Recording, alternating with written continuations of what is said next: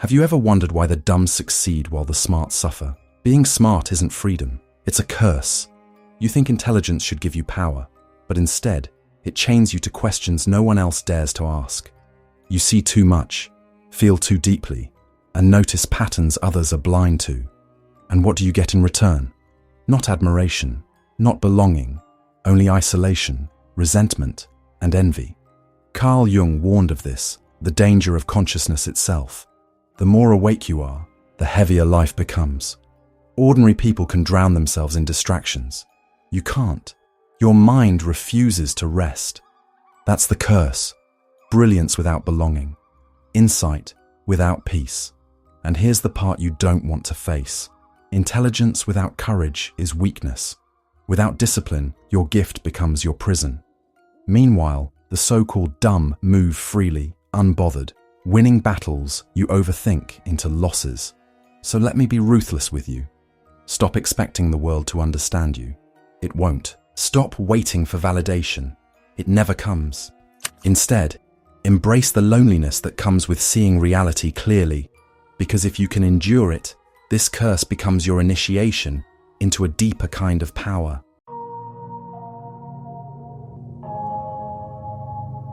You think you're safe inside your head. You've built walls of knowledge, towers of analysis, and you believe that makes you untouchable. But let me tell you the brutal truth. Your intellect is not your freedom. It's your cage. You don't feel sadness anymore. You dissect it. You don't experience anger. You trace its origins back to childhood wounds or archetypal conflicts. You've retreated into the safety of theory, turning raw emotion into abstract ideas. Instead of bleeding, you write essays on the nature of wounds. Instead of screaming, you compose explanations for why you cannot scream. You've used your intelligence as a fortress against the unpredictable chaos of being human. Carl Jung warned of this split. The mind up here, the body and emotions down here. And the smart person, the cursed person, lives entirely up here. Detached, hovering above life, clever enough to explain every feeling, yet too terrified to actually feel it. And here's the consequence. This is why you feel so isolated. You're not connecting with people. You're analyzing them. You're not living experiences. You're observing them. While others immerse themselves in joy, heartbreak, passion, or grief, you stand outside, clipboard in hand, silently taking notes. Your intelligence, meant to be a tool for living, has hardened into a barrier against life itself. And you wonder why the world feels distant. It's because you're not in it anymore. You understand the world, yes, but you are no longer a part of it. This isn't your fault entirely. The villain here is the modern world, the machine that praises sterile rationality above all else. Data-driven, hyper-analytical, obsessed with metrics and performance, it has tricked you into believing that feelings are weaknesses, that intuition is unreliable, that instinct is primitive. They trained you to live in your head, because as long as you're trapped there, you are useful but never dangerous. Think about it. They don't want you. They want what you provide. They want your productivity, your analysis, your sharpness. They want the results of your intellect, but not the fire of your soul. That's why the world quietly encourages your disconnection. Because when you analyze instead of feel, you don't rebel. When you theorize instead of act, you don't fight. And here's where fear should set in. You're being drained, and you don't even realize it. Every time you numb yourself with thought, every time you replace instinct with logic, you leak life force into a system that will never give it back. You become a machine among machines. Intelligent, yes, but hollow. Does that anger you? Good. It should. Because the most dangerous thing you can do is to wake up to how this prison was built around you. The anger is proof that some part of you still lives down here, in the body, in the heart, in the soul. The anger means you haven't been completely stolen. But listen carefully. Anger alone is not enough. If you merely rage inside your head, it becomes another theory, another mental exercise. The key is to descend, to step down from the tower of intellect and risk the mess of life again. And here's the paradox. The world respects intelligence, but it secretly fears those who integrate it with feeling. A mind that thinks is useful. A mind that thinks and feels is unstoppable. That's why they condition you to stay up here. Because once you remember that you are more than analysis, once you allow yourself to feel without dissecting, you become untouchable. You stop reacting to the manipulations of the system. You stop being a predictable cog. And when you stop reacting, you win. So I'll leave you with this. Your intellect is not evil, but right now it is incomplete. It is a sword you've been using as a shield. It can cut through illusions, yes, but it cannot replace the blood that makes you alive. Stop hiding behind it. Stop clinging to it as if it will save you. Because if you don't break free from this prison of the intellect, your gift will turn into your curse forever. And the world will drain you until nothing remains but a hollow genius. Admired perhaps, but never alive. Every gift casts a shadow, and the brighter the gift, the darker the shadow. Jung called it the shadow, the repressed, unlived parts of ourselves. For every ounce of intellectual light, there is a pound of emotional shadow. You think your intelligence shields you from chaos, but what it really does is bury it. The more you pride yourself on rationality, the more you repress your intuition, your vulnerability, your primal needs, your irrational desires. But repression is not destruction. These things do not vanish. They grow darker, they grow hungrier, they grow stronger. And this is where the curse of intelligence becomes truly dangerous. Because the smarter you are, the better you are at disguising your shadow even from yourself. You explain away your loneliness. You rationalize your anger. You dress your envy in philosophy and your lust in psychology. Outwardly, you look composed, reasonable, enlightened. Inwardly, the pressure builds until it has no choice but to break through. That's why so many brilliant people are plagued by secret addictions. Why the scholar drinks himself to sleep. Why the philosopher secretly binges on pleasures he publicly condemns. Why the disciplined genius explodes in sudden emotional outbursts. The shadow doesn't disappear just because you've buried it under layers of IQ. In fact, the smarter you are, the more twisted your shadow becomes. And you know this. You felt it. That chronic dissatisfaction that stalks you no matter how much you achieve. That gnawing emptiness after every intellectual victory. That deep suspicion that you are a fraud. That all your knowledge is just a mask covering something raw, broken, and unhealed. That is your shadow knocking at the door, and your IQ points are no longer enough to keep it locked out. Here's the truth you don't want to hear.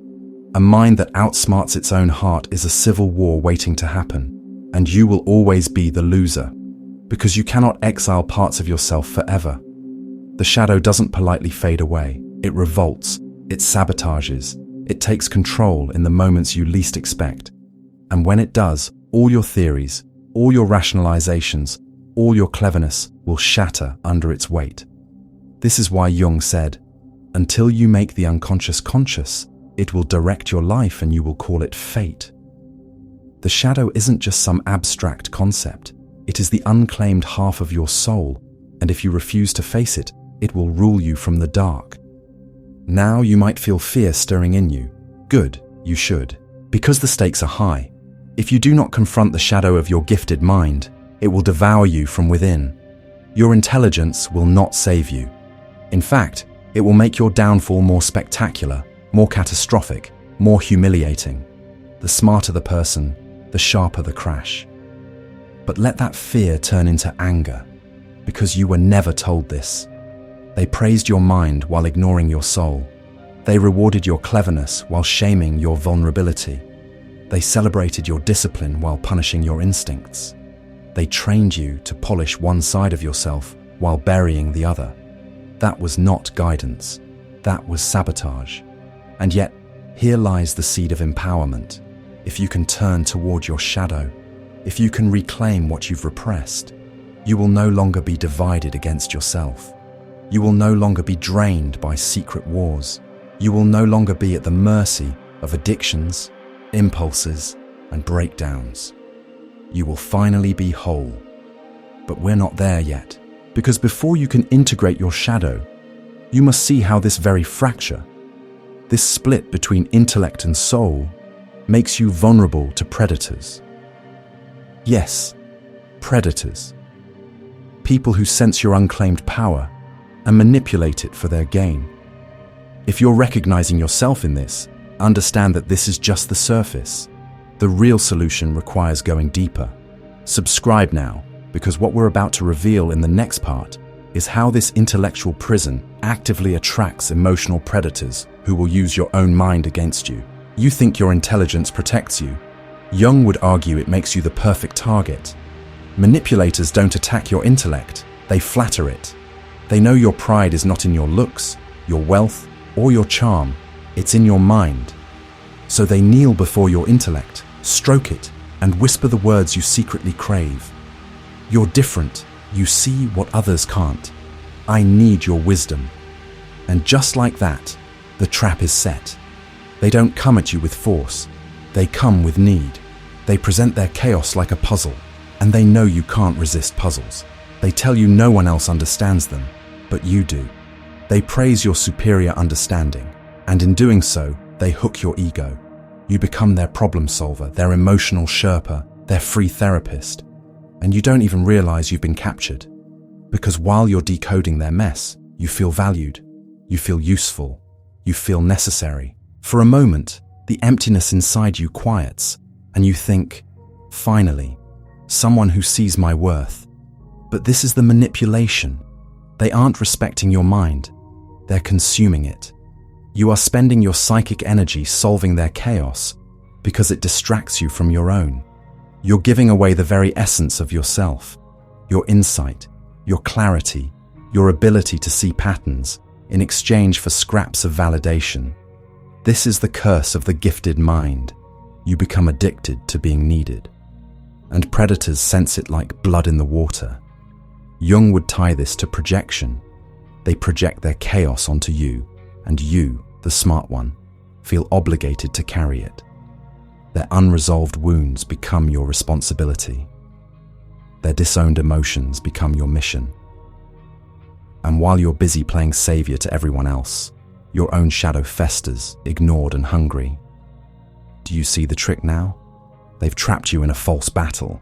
You're trying to solve an external puzzle to avoid the internal one. Their problems become your distraction from facing your own emptiness. And because you're so good at intellectualizing, you convince yourself that helping them is noble, that carrying their burden is purpose. But it's not purpose, it's escape. And here's the twist that hurts. The moment you stop, the moment you withdraw your intellectual labor, the moment you say, I don't have the answer, everything changes. The person who once praised you will turn on you. They'll call you cold, arrogant, selfish. They'll say you're not as wise as they thought. Not because you changed, but because you stopped performing the function they assigned to you. You were never loved. You were useful. And usefulness is conditional. The second you break the role, the mask comes off. And I want you to feel the sting of that truth, because it explains so much of your life. Think back. How many times have you been discarded the moment you stopped giving? How many times have people grown distant once they realized they couldn't feed endlessly on your insight? How many times have you mistaken being exploited for being valued? You call it betrayal, but really, it's exposure. The mask slipped, and you saw what was always there. They didn't want you. They wanted what you could provide. And if that makes you angry, good. Let it burn through the illusion. Because until you see this clearly, you will keep bleeding out your mind for people who never intended to return the favor. Jung once said that whatever remains unconscious in us will be lived out in the world as fate. Here's your fate if you refuse to awaken. You will keep drawing manipulators who sense your need to be needed, your fear of being useless, your avoidance of your own shadow. And they will drain you until nothing is left but a hollow genius wondering why the world feels so cruel. But here's the empowerment hidden in this pain. The moment you stop playing their game, the moment you reclaim your insight for yourself, you cut the strings. You starve the parasites. You take back the psychic energy that was stolen from you. And that is where your true power begins, not in solving everyone else's chaos, but in refusing to be consumed by it. You've seen the prison. You've felt the shadow. You've recognized the manipulators feeding on your brilliance. Now the question is, what next? The answer is not to abandon your intelligence. It's not to shrink, dim your light, or pretend to be less than you are. Jung would call that repression all over again. Another form of self-betrayal. The goal is not to become dumb. It is to become whole. To take that brilliant mind of yours and place it in service of your entire being. Not use it as a weapon against your own humanity.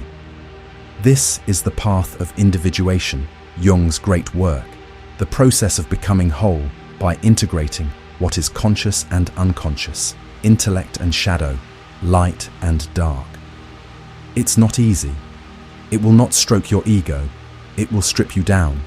But if you endure it, your intellect will cease to be your cage and become your sword, sharp, alive, and guided by something deeper than thought. So how do you begin? First, embrace creative stupidity. For someone who lives in their head, nothing is more humbling than doing something you cannot be good at.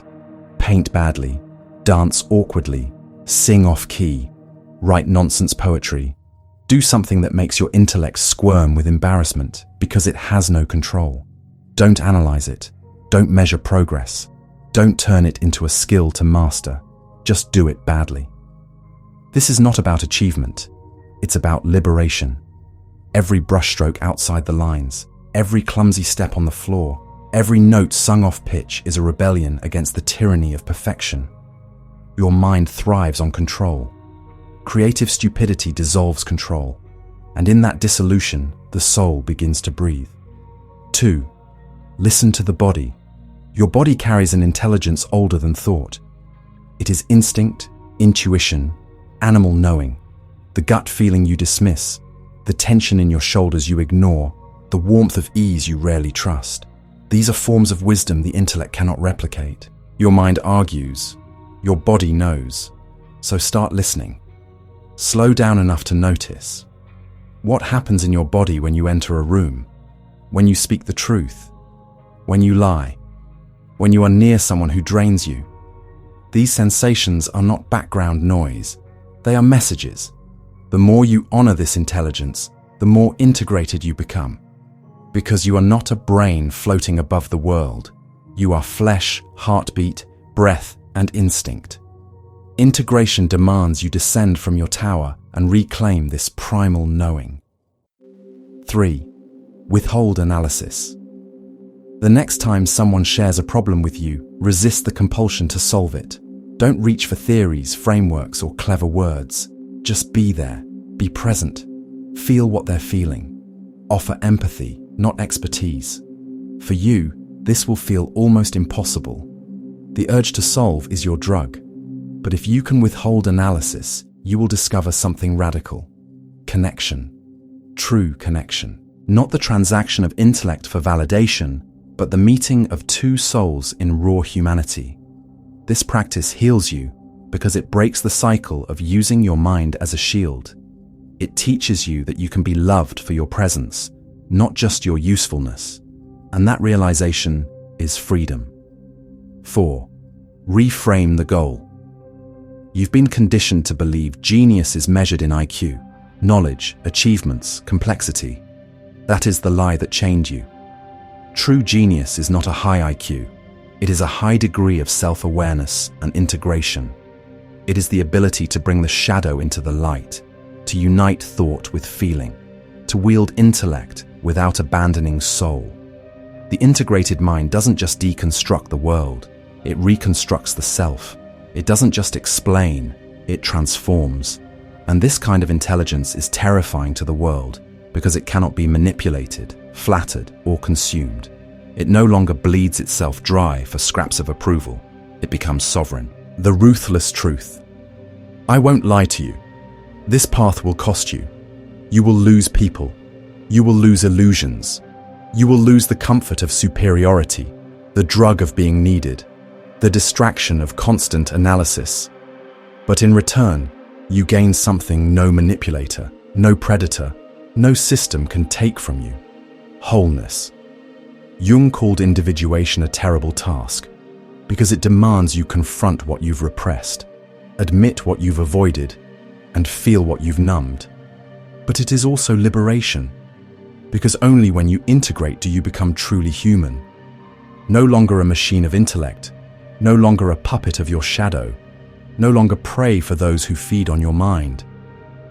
This is the path to integrated intelligence, not brilliance without belonging, not intellect without soul, but the dangerous, unshakable fusion of both. And here's the final paradox.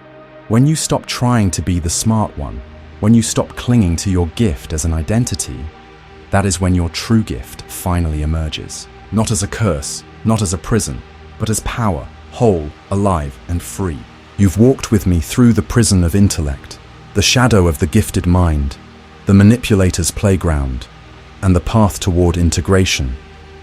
And now we arrive at the crossroads. I will not sugarcoat this for you. Choosing the path of integration will cost you. The price is not light, and it is not hidden.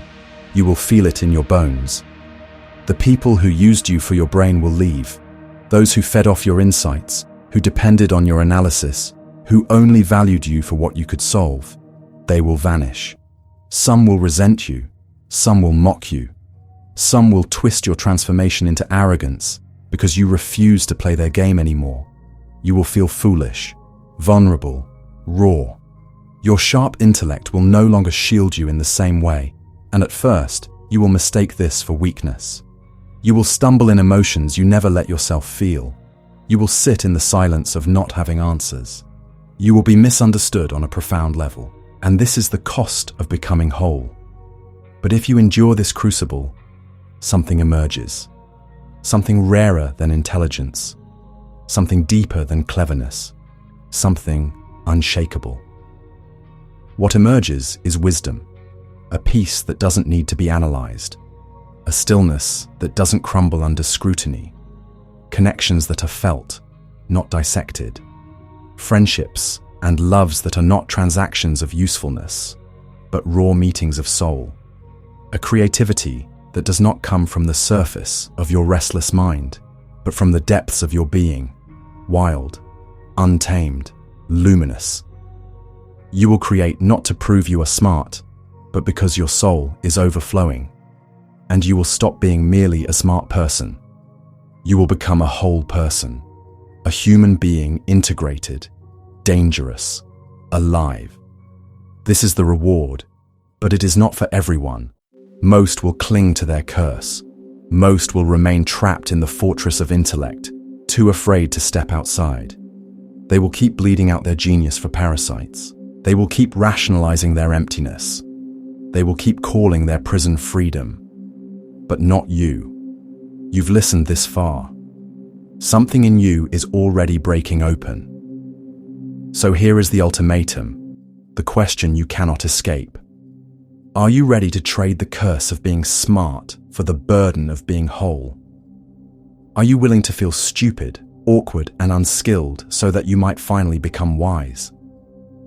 Are you willing to descend from your tower, confront your shadow, and reclaim the parts of yourself you buried? This is not theory anymore. This is a choice. If you are ready, if you are willing to stop hiding behind your intellect and begin the terrifying work of integration, then type integrate in the comments below. Let the world see your commitment. Let others know you are stepping onto this path. Because this is not just about you. Every time one person integrates, it sends ripples into the collective. It challenges the sterile, rational, manipulative culture we live in. It breaks the cycle. It makes space for others to do the same. And I want to see who among you is brave enough to take this step. Who among you refuses to be drained any longer? Who among you is ready to become whole? Do not hesitate. This is the moment. Say it now. Integrate. And when you're finished, there's one more step. Watch the video on the screen, The Day the Empath Turns Cold, Carl Jung's most terrifying discovery. Because this journey doesn't end with reclaiming your shadow. The moment you integrate, you will attract forces that try to drag you back into the old role, and you need to know how to face them. So watch that next. Leave your word in the comments. And never forget, this isn't about becoming smart enough. It's about becoming whole enough. The curse is over. The choice is yours.